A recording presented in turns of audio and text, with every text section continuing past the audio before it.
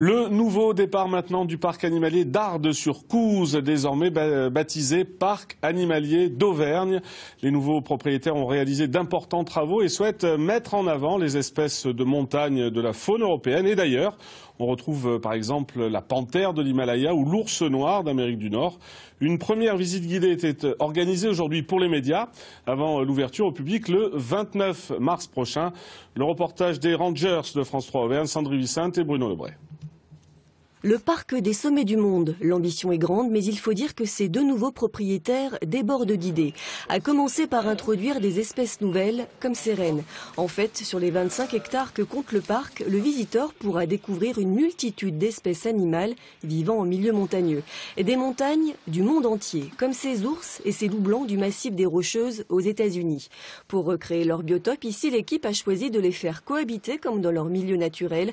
On appelle cela une zone de mixité. L'important, c'est d'essayer de lutter contre la stéréotypie des animaux, de leur recréer un enclos où ils vont découvrir des choses, avoir à se méfier d'un autre animal qui est dans le même enclos. Donc on va réussir de cette manière-là à éviter qu'ils s'ennuient, qu'ils tournent en rond, qu'ils reproduisent le même genre de schémas comportementaux.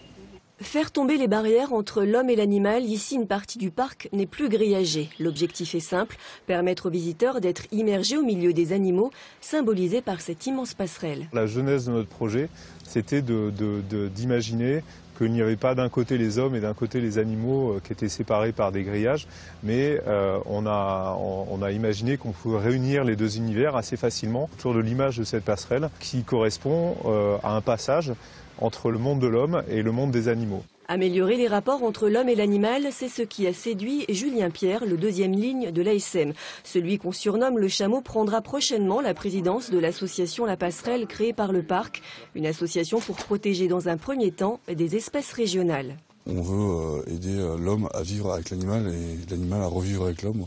Je crois qu'on avait perdu ça de vue depuis quelques années.